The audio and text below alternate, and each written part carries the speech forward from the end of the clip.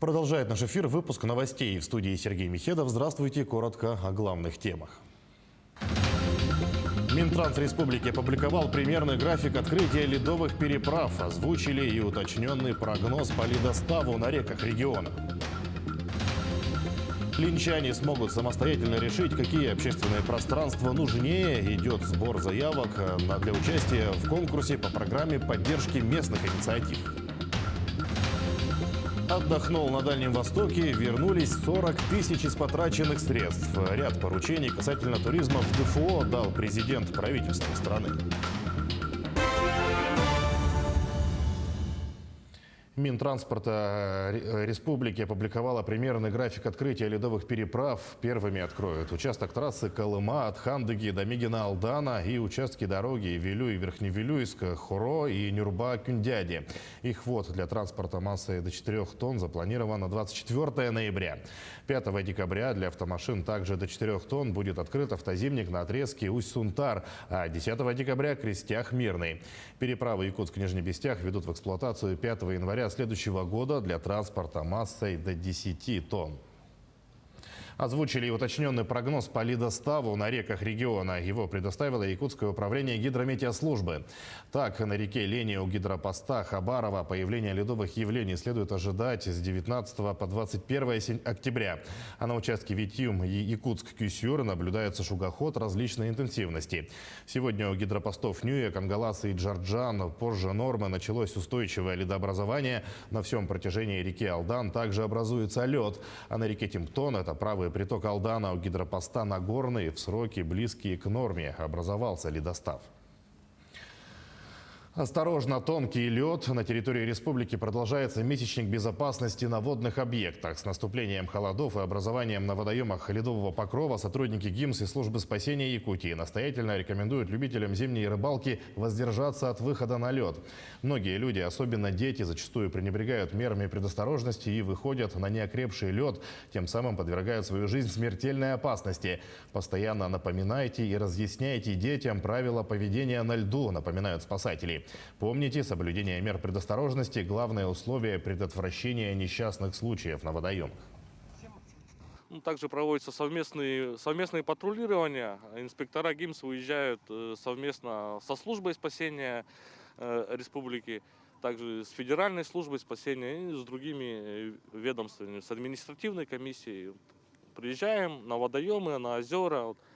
Проводим профилактические беседы с гражданами, поясняем им то, что сейчас в данное время небезопасно на лед выходить. И совместно с администрацией города Якутска работаем, выставляют предупреждающие аншлаги: осторожно, тонкий лед, выход на лед запрещен. Гражданам говорим, чтобы обращали внимание на эти аншлаги. Также по учреждениям школьным со студентами ходим, читаем лекции по безопасности, информируем детей, студентов.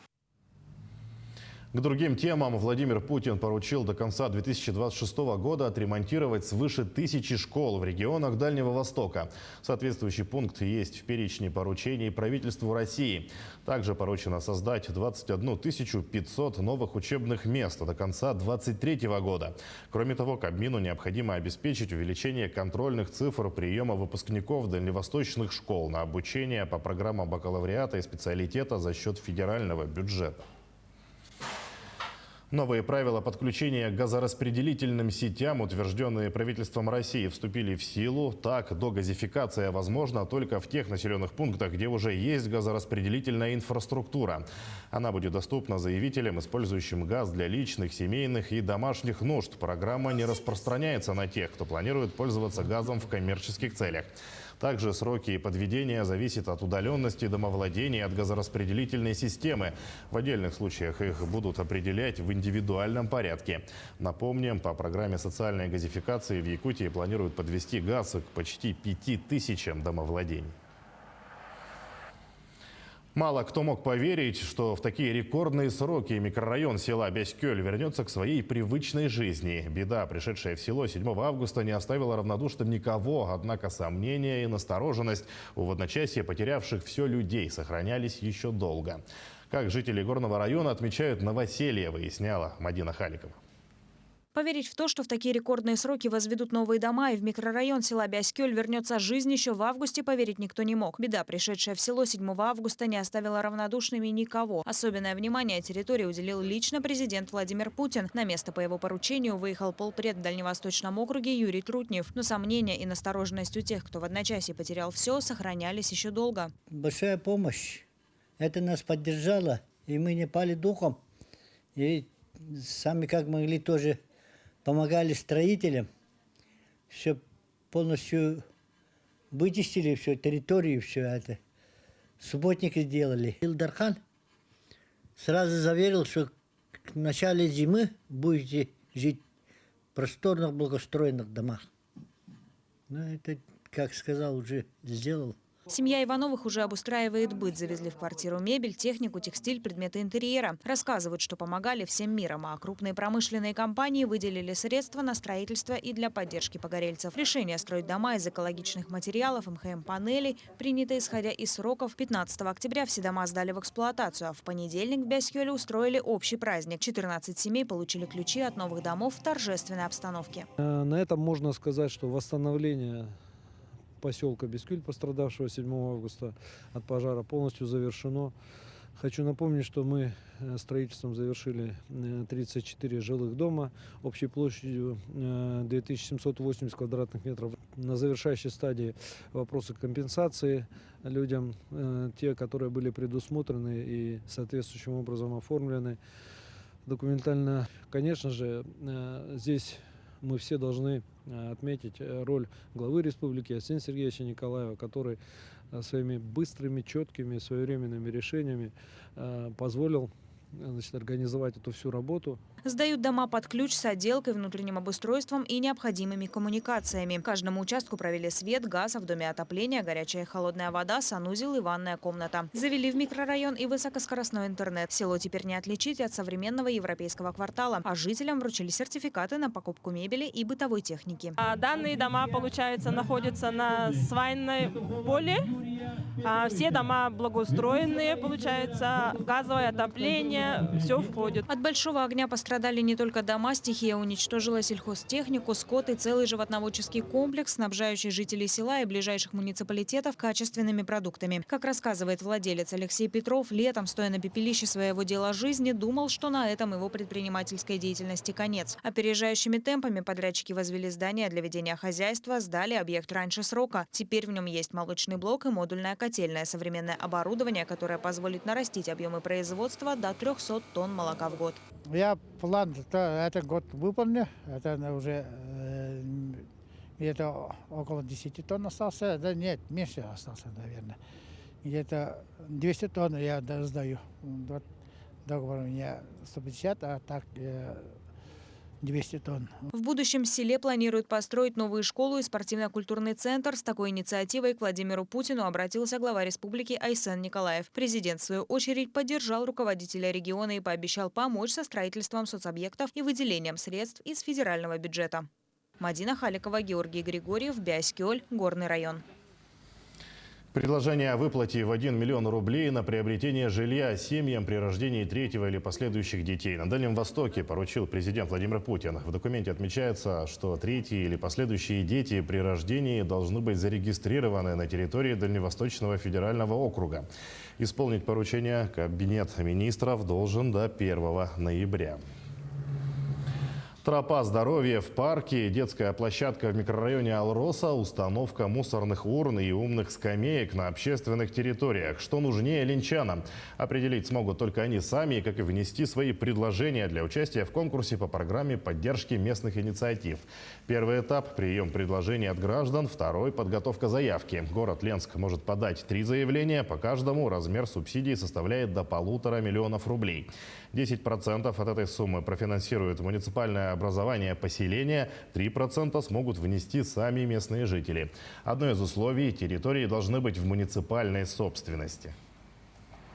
Конкурс предполагает выполнение работ только на землях общего пользования, внутридворовые территории, территории предприятий или каких-то организаций исключаются. Предложение мы ждем от населения.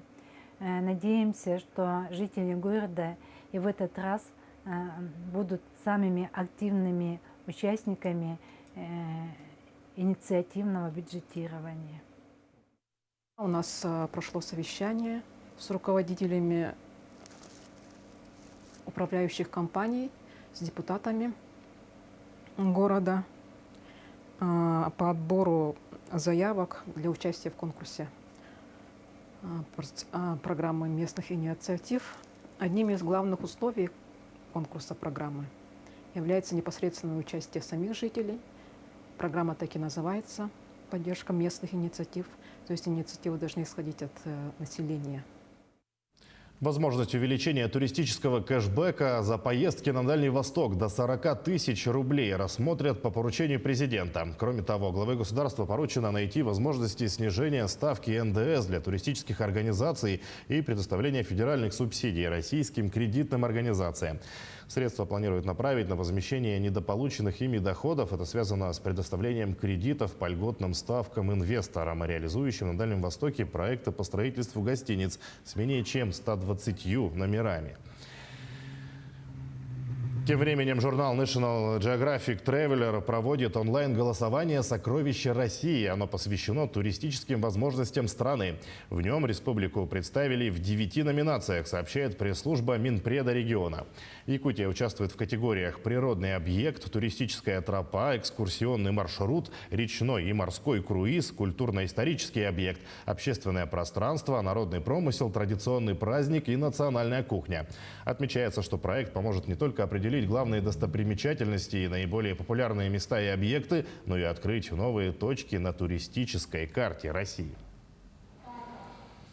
В завершении к теме спорта якутские мастера ювелирного дела изготовили комплект медалей для чемпионата мира по боксу, который пройдет в Белграде. Боксеры впервые разыграют медали в 13 весовых категориях, утвержденных Советом директоров Международной ассоциации любительского бокса. Комплект медалей сделан из чистого материала – золота, серебра и бронзы. Над изготовлением наградной атрибутики трудились 5 мастеров. Сегодня утренним рейсом будущие награды отправлены в Сербию. 21-й чемпионат мира среди любителей соберет спортсменов со всех 5 континентов. Общий призовой фонд турнира составит более $2,5 миллионов. Не ели, не спали, можно сказать. Минимум. И вот потихо, когда вот эскиз утвердится, там металл, там составы, покрытие, гальваника, то есть все эти вопросы решали. Ну, волнительно делать хорошие изделия на большое мероприятие мирового масштаба. И по-настоящему золото – это золото, серебро – это серебро, а бронза – это бронза. Без фальши, без никаких покрытий, вот конкретно настоящие. Да, как в древности, можно сказать.